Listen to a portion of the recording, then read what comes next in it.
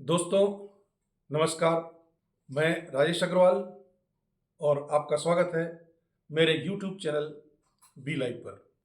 दोस्तों, इन दिनों दुनिया भर में, खासकर भारत में, डिजिटल प्लेटफॉर्म ग्रोक की चर्चा हो रही है, जो एक आर्टिफिशियल इंटेलिजेंस है।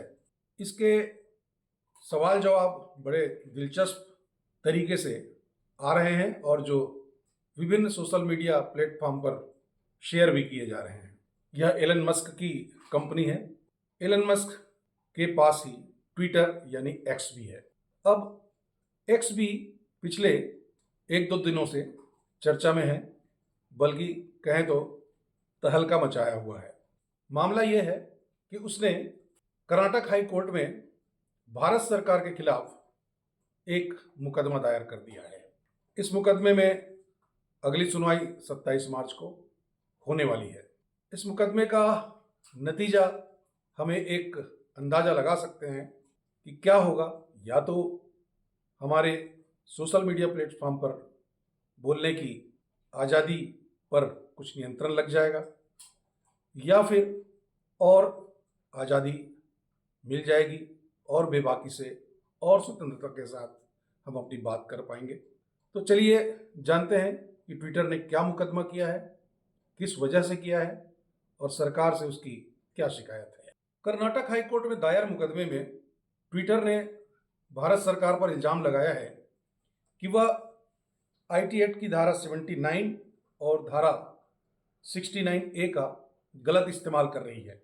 आसान भाषा में सरकार कह रही है कि एक्स ये ट्वीट हटाओ और ट्विटर को या एक्स को वो ट्वीट हटाना पड़ जा रहा है। इसी बात को लेकर के एक्स को शिकायत है। एक्स का कहना है कि बिना कानूनी प्रक्रिया का पालन किए आप ऐसा नहीं कर सकते हैं।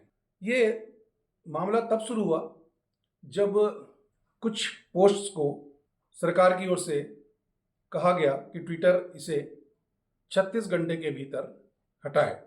ट्विटर ने कहा कि यह मनमाना आदेश है और सन 2015 में सुप्रीम कोर्ट ने श्रेयस सिंघल के केस में भी कहा था कि कंटेंट या कोई भी सामग्री ब्लॉक करने और उसे हटाने से पहले एक उचित कानूनी प्रक्रिया का पालन किया जाना चाहिए, जो सरकार नहीं कर रही है। ट्विटर की याचिका पर सुनवाई करते हुए हाई कोर्ट ने सरकार को नोटिस भी भेजा है और उससे जवाब मांगा है कि आप इसकी शिकायत के बारे में क्या कहना चाहते हैं, और इसकी सुनवाई 27 मार्च को होने वाली है। मित्रों, सोशल मीडिया प्लेटफॉर्म पर सरकार नियंत्रण करे ये अच्छी बात है, लेकिन जब मामला संवैधानिक मूल्यों के उल्लंघन का हो, राष्ट्रीय सुरक्षा का हो, उपद्रव और दंगे फैलाने की साजिश दिखाई देती हो तो, लेकिन कई बार ऐसा लगता है कि सरकार अपनी सत्ता को बचाए रखने के लिए या अपने नेताओं के विरुद्ध कोई बात न कही जाए, इसे नियंत्रित करने के लिए वह कानून बनाती है और फैसले लेती है, निर्देश देती है। शायद ट्विटर ने ऐसा ही कुछ पाया होगा, इसलिए उसने कर्नाटक हाई कोर्ट में मुकदमा दायर किया है। दिलचस्प यह है कि ट्विटर ने ये मुकदमा दिल्ली में दायर नहीं किया है, बेंगलुरु हाई कोर्ट में दायर किया है। तो इस बारे में हम समझ सकते हैं कि ऐसा क्यों किया। एक तो उसका हेडक्वार्टर बेंगलुरु में है, ट्विटर का जो भारत में हेडक्वार्टर है वो बेंगलुरु में है, और दूसरा उसे लगता होगा कि जब बेंगलुरु की बात आती है तो यहाँ पर बहुत सारे आईटी के और भी इंस्टीट्यूट्स हैं, इंडस्ट्री है, तब यहाँ के हाई कोर्ट में इस तरह के मुकदमे चलते हैं तो ज़्यादा अच्छे से उनकी बात समझ में आएगी। अभी 2023 में ट्विटर एक मुकदमा इसी कर्नाटक हाई कोर्ट से हार भी चुका है।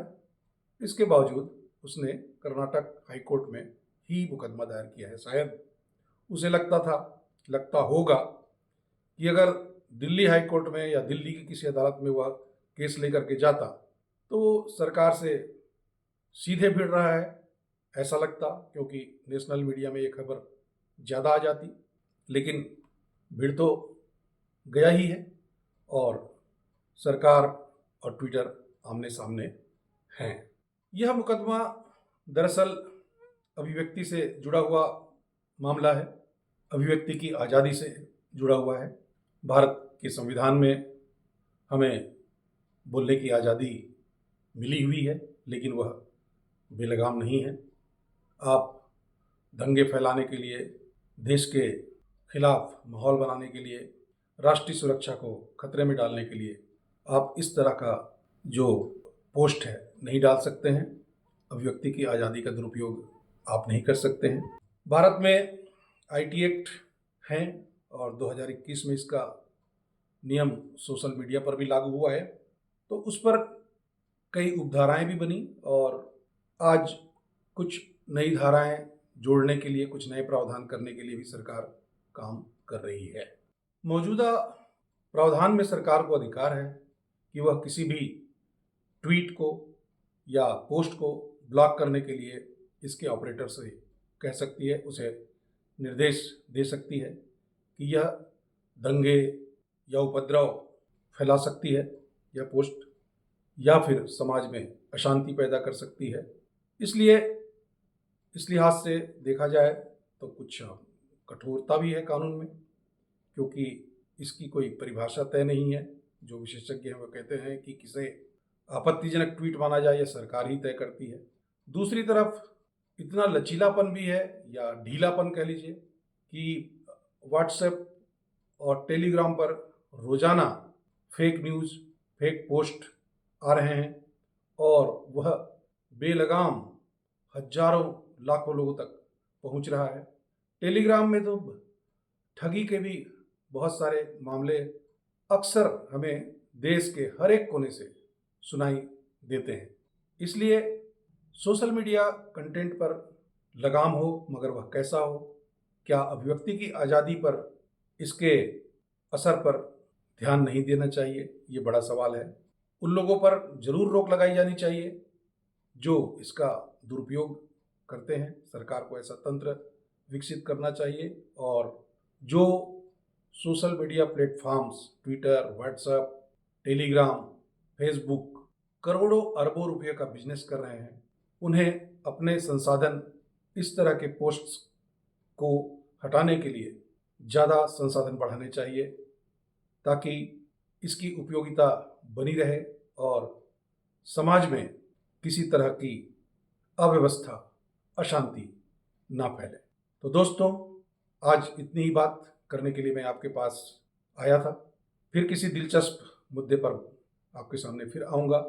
अगर मेरी पोस्ट अच्छी लगे तो इसे सब्सक्राइब करिए चैनल को, और इसे शेयर करिए, और साथ में लाइक बटन भी दबाइए, बेल आइकन भी दबाइए। धन्यवाद।